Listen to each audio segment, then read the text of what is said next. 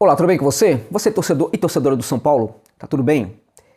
Vamos conversar um pouquinho sobre essa questão do São Paulo em relação ao Jonathan Calleri, né? O tricolor paulista fez uma proposta para ter os direitos, 100% dos direitos do centroavante argentino. Eu queria ponderar com vocês aqui uma série de coisas. E de cara eu já acentuo que este vídeo certamente não é vídeo popular. Porque certamente eu vou... o que eu vou falar aqui neste vídeo não vai agradar provavelmente a muitos torcedores. Mas existe uma questão, mesmo aqui na mídia, mesmo aqui no YouTube, que é um espaço em que importa muito, né, que a gente ganhe seguidor, ganhe visualização, ganhe prestígio.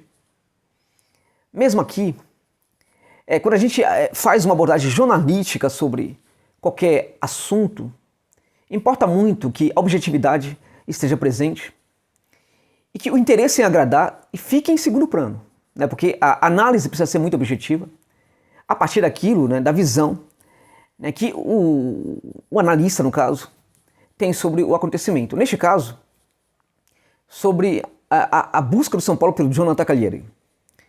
Então vamos lá, a primeira coisa que eu acho é o seguinte, eu me perguntaria, direção do São Paulo, se vocês têm realmente condição de continuar nessa negociação com o Calleri e trazer esse centroavante que não vai ser muito barato para o tricolor, por que não buscou ainda o zagueiro? Cadê o zagueiro canhoto do São Paulo? Eu gostaria de entender, porque até parece que a direção do São Paulo não está realmente fazendo esforços, né, para que a equipe realmente saia da situação difícil que vive no momento. Porque todo mundo sabe que a equipe precisa de um zagueiro canhoto. Foi um pedido do Hernan Crespo quando ele chega ao São Paulo. Até hoje esse zagueiro não chegou. O São Paulo precisa de um volante. Sempre precisou, desde que o Crespo chega, de um volante marcador, né, que saiba fazer um trabalho ali que nenhum jogador do São Paulo sabe, que ao mesmo tempo que marca demais, fazer também um trabalho de saída muito qualificada com a bola. O São Paulo não tem esse jogador. O São Paulo tem no Luan um jogador que sabe fazer uma saída muito qualificada com a bola, mas ao mesmo tempo não é um marcador do tipo do Enzo Fernandes, lá do Defensa e Justiça, que o São Paulo não quis contratar. O São Paulo tentou a contratação do Andrés Colorado e desistiu. Não dá para saber por quê, porque não é um jogador caro. E é um dos grandes volantes marcadores hoje na América do Sul. Há, contudo, outras opções ao Colorado. E São Paulo não foi atrás desse volante que São Paulo... Todo mundo sabe que São Paulo precisa. E hoje em dia eu diria para vocês que, como a lição de casa não foi feita na busca de um zagueiro, São Paulo talvez precise de dois. Como a lição de casa não foi feita em relação à busca de um volante, hoje talvez o São Paulo precise de dois volantes. Precisa também, talvez, de um volante para trabalhar, né, ali no setor do Luan. Pode até buscar esse volante no mercado brasileiro. Há bons volantes hoje se apresentando aqui no futebol brasileiro, mas precisa também de um volante. Eu diria que precisa de dois. Esse primeiro volante que eu citei tem que ser buscado no mercado internacional, no mercado da América do Sul e não aqui no Brasil. O segundo volante que eu citei dá para perfeitamente ser encontrado aqui no mercado nacional. São Paulo não foi atrás de nenhum. Não foi atrás de nenhum desses jogadores. O São Paulo hoje precisa de um meia. Precisa de um meia para trabalhar ali no setor do Benítez. Quando o Benítez não puder jogar, o Benítez ele se lesiona muito. Às vezes também tem algumas irregularidades. É bom dizer, é um grande jogador no São Paulo, mas às vezes também tem alguma baixa ali. Nem todo jogo ele está muito bem. Mas de qualquer maneira, quando o Crespo pensa em tirá-lo da equipe, vai colocar quem? Porque o Igor Gomes não está conseguindo dar conta do recado, né? O São Paulo precisa de um centroavante. Chegamos ao centroavante, precisa de outro jogador, precisa de um centroavante. Contratou o Facundo Milan. E houve um entendimento no Morumbi de que o jogador precisava ir para a base fazer um trabalho. Eu entendo isso, eu concordo com isso. Mas o cara está destruindo, né, na categoria de base do São Paulo. E aquela questão, né? Será que no time de cima ele conseguiria fazer isso? Como é que nós vamos saber, gente? Porque o jogador precisa ser testado. Para você saber se o jogador da base vai conseguir dar certo na equipe, você precisa testar o jogador, né? E o jogador com o perfil do Milan, um fazedor de gols com o Milan, um jogador que precisa de poucas oportunidades para guardar, chega a ser inexplicável o fato de ele não estar sendo aproveitado no time de cima. Aí o São Paulo teve outras opções, sem contar o Gabriel Neves, né? Que o São Paulo esperou, né, que ele ficasse livre, né, para ir atrás dele, porque não quis fazer uma proposta e tal. Ele ficou livre e o São Paulo não foi atrás dele. O São Paulo, voltamos, né, à questão do centroavante. O São Paulo tem um Cone, que é o Pablo, e tem um, né, que tenta ser o Cone, que é o Pablo, né, que é o Vitor Bueno, né, que está aprendendo com o Pablo a ser também um Cone, né? São dois centroavantes que não valem para o meio centroavante. Vamos ser sérios. O Éder é um jogador muito esforçado, mas é jogador para lado de campo, um jogador de lado de campo sem muita velocidade. Na verdade, o melhor trabalho ali, a melhor posição para o Éder, talvez seja como segundo atacante, né? Porque esse centroavante, ele não consegue ser propriamente um centroavante. Lado de campo, a gente viu no jogo passado que ele se cansa muito rápido. E pelo menos no segundo tempo, ele não consegue mais ter velocidade para fazer esse tipo de jogo. Foi uma contradição com tudo que, enfim, não foi propriamente um erro ter trazido o Éder, né? Mas é um jogador que não se encaixa nem como centroavante, nem como jogador de muita velocidade para trabalhar no lado do campo. Mas o São Paulo precisa de um centroavante. Tá. Aí tem vários aqui na América do Sul. Tem outros até mesmo em outros setores, talvez na América Latina. Tem centroavante aí. Eu não vou nem falar que o São Paulo poderia tentar fazer uma tentativa de scout, de buscar alguém na África, por exemplo. Buscar alguém aqui, fazer um trabalho de recrutar alguém nesses mercados mais desconhecidos, que os europeus fazem muito bem, como Suriname e tudo mais, que tem muito bons jogadores, né? Mas eu diria que a gente conhece também muitos torcedores de São Paulo, né? Iria torcer mesmo o nariz, jogador de Suriname, jogador da África, tal, tudo bem. Mas há muitos bons centroavantes na América do Sul, São Paulo poderia ir atrás de um. Por que ir atrás do Calleri? Por quê? Porque o Calleri é um centroavante importante? Bom, vamos lá. A busca do Calleri já insere o São Paulo, insere a direção do São Paulo num grande erro, que eu acho que é um dos grandes erros cometidos no futebol, notadamente no futebol brasileiro. É aquela história de que teve um jogador que funcionou no passado, então vamos pegar aquela receita que deu certo e vamos trazer para o presente. Isto, no mínimo, configura uma incapacidade dos dirigentes do São Paulo de olhar para o presente, de encontrar no presente soluções. Então precisa ir até o passado. E por que o Calleri? Um clube que fala que não tem dinheiro e de fato não tem dinheiro. Por que buscar um jogador tão caro se há outras muitas boas opções no mercado sul-americano? Por exemplo, o Miguel Ángel Borra, ele poderia sair do Palmeiras por 3 milhões de dólares. Até por menos. Mas se o São Paulo acha muito, poderia adquirir 50% dos direitos desse jogador por 1,5 milhão de dólares. O Borra é hoje um dos grandes centroavantes jogando na América do Sul. Um dos grandes centroavantes. É inexplicável por que o Palmeiras está dando tanto mole assim com esse jogador. É inexplicável. Ele, inclusive, quando vai para o Junior Barranquilla, ele consegue, inclusive, jogar muito melhor. Ele aprende a jogar bem mais fora da área. Dentro da área, ele é hoje um dos grandes centroavantes da América do Sul. Por que não ir atrás do Borra? Por que não ir atrás do Nacho Ramírez? Né? Isso é muito mais barato do que o Calleri. Bom, o que se fala do Calleri? No Transfer Market fala que ali o valor dele está em torno de 5 milhões, né, de euros. Mas aqueles que são proprietários do seu passe querem no mínimo 10 milhões. Eles pagaram ali, né, com uma série de direito para gente e tal, ficou em 12 milhões de dólares aquilo que eles pagaram ao Boca Juniors pelo Calleri. Aí eles emprestaram o jogador para o São Paulo, e de lá para cá, depois que ele sai do São Paulo, ele dá muito certo no São Paulo. O Calleri nunca esteve tão bem na carreira como esteve no São Paulo. Depois disso, ele é só emprestado. Ele está 5 anos na Europa, sem conseguir fazer sucesso. Ninguém quer o Calleri. Gente, ninguém quer o Calleri. Só por empréstimo. E olha lá. Já teve alguma proposta perto de 5 milhões? Não. Não teve nenhuma proposta de 4 milhões pelo Calleri em nenhuma dessas equipes que ele passou. A 3 milhões. Não teve nenhuma proposta de 3 milhões, né, de nenhum clube pelos direitos do Calleri, nenhum desses clubes que ele passou. 2 milhões. Não teve nenhuma proposta de 2 milhões de euros pelo Calleri nesses clubes onde ele passou. Ou seja, ninguém na Europa parece que quer o Calleri. E por quê? Porque as pessoas estão vendo o que está acontecendo, gente. Mas você tem essa memória tal afetiva do Calleri, que foi um cara que marcou 16 gols em 31 partidas pelo São Paulo. Como eu disse, ele nunca foi tão bem em outra equipe como foi no São Paulo. Há quanto tempo? Há quanto tempo?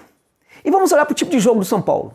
Era um tipo de jogo, né, do Edgar do Barça, um jogo bastante reativo, né, e o Calleri era muito bom para esse jogo. Era o jogo da bola aérea, porque ele é um jogador sem muita movimentação. Ele é um jogador muito mais para um técnico como o Balsa do que para um técnico como o Crespo.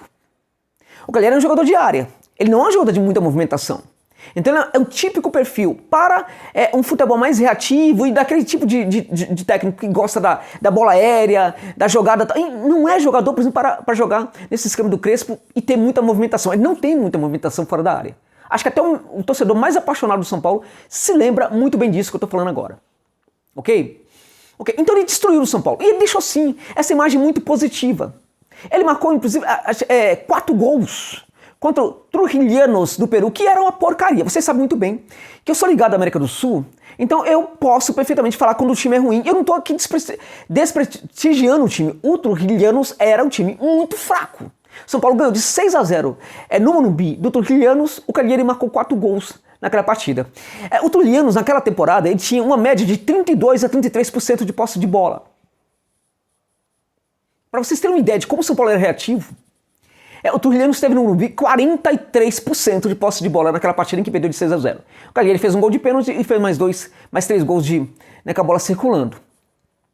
Depois disso, nunca mais, gente, nunca mais ele conseguiu ser um jogador competitivo. Por que ele vai ser no São Paulo? Só porque ele deu certo antes. É arriscado, gente. Tá, mas vamos lá, 1 milhão, Josa. Ok. 5 milhões? Não vale. E o que estão pedindo? 10 milhões. 10 milhões de dólares é o que está sendo pedido pelo Cagliari. Se o São Paulo pagar 7, não vale. Se o São Paulo pagar 5, na minha opinião, não vale. É um bom jogador? É um bom jogador. Mas, gente, ele não consegue ser competitivo já há muito tempo, em 5 anos. Lá na Europa, ele marca 33 gols em 5 anos. Em 5 temporadas ele marcou 33 gols. A gente está falando de um centroavante.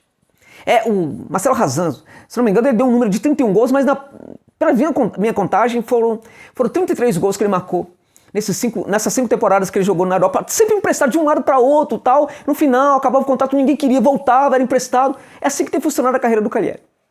Ou seja, ele precisa do São Paulo, muito mais do que o São Paulo precisa dele.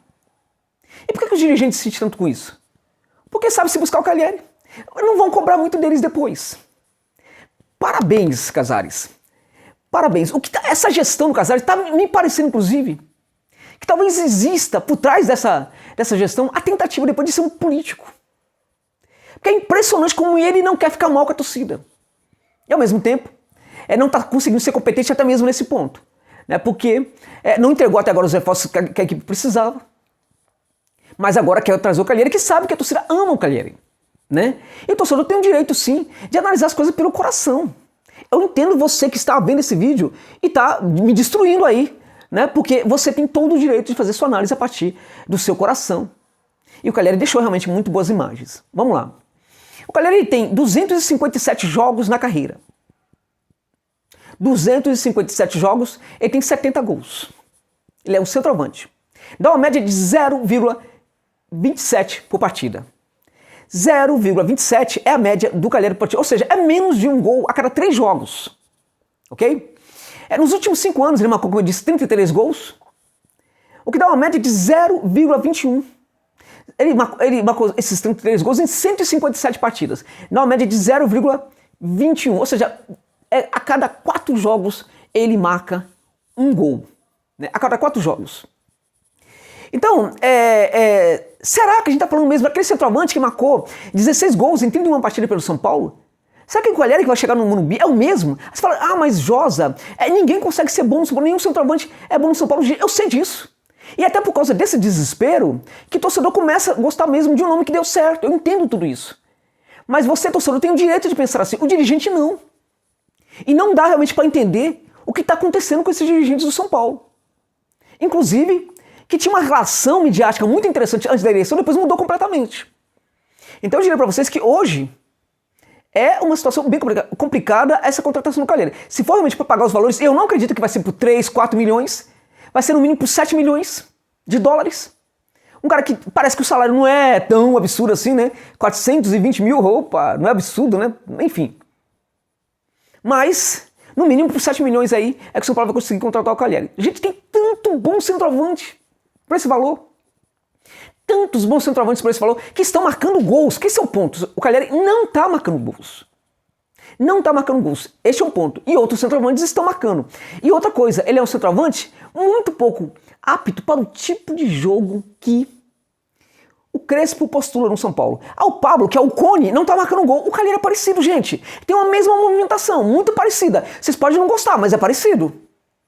Por isso que eu falei que esse vídeo é impopular. O Cagliari em termos de movimentação, fora da área, muito parecido com o Pablo. O Pablo não está fazendo gols, não somente porque ele é um poste, e a bola às vezes precisa bater nele e entrar, né? mas também porque o tipo de jogo que o São Paulo está postulando aí dificulta também que um jogador limitado como o Pablo faça gols. O Caleri não é ruim como o Pablo, evidentemente ele é melhor que o Pablo. É melhor que o Vitor Bueno, essa outra invenção aí da direção do São Paulo. Mas também não é um perfil muito próprio para o tipo de jogo que o Crespo postula nessa equipe do Tricolor. Eu não entendo essa postura da direção do São Paulo. Parece demagógica. E se realmente contratar o Caleri, que não vai ser por pouco, na minha opinião, em tese, é um erro. Pode dar certo, mas é um erro. Porque a gente não tem que analisar a partir do que acontecer depois. A gente tem que analisar a partir do que está vendo agora. O que o campo está dizendo do Caleri? O campo está falando coisas horrorosas do Caleri, neste momento. Volto a dizer, nos últimos 5 anos, ele tem uma média de 2, praticamente 0,2 gols por partida. O cara precisa de 4 jogos para marcar um gol. E às vezes, meus amigos, é coisa de um gol de pênalti, o outro tal. Tem jogo lá que ele consegue marcar 2, 3 gols de pênalti, e aí fica 5, 6, 7 jogos sem marcar nenhum gol. Entende? Mas o Caleri precisa do São Paulo. Parece que ele gosta muito do São Paulo, né? Só que ele também não está ajudando, fazendo nada para ajudar, né? E os dirigentes sabem disso, né? Os caras que são donos dos direitos do Caleri, né? Que o São Paulo pode ser realmente a saída deles. Como é que eles fazem para se livrar do Caleri? É o São Paulo. O São Paulo está aí se oferecendo para dar essa chance para eles. Né? Que eles investiram muito no Caleri, não sabem o que fazer com o Caleri agora. E aí os dirigentes do São Paulo apareceram para resolver o problema deles. É isso. Parabéns, Casares. Parabéns por ser tão demagógico.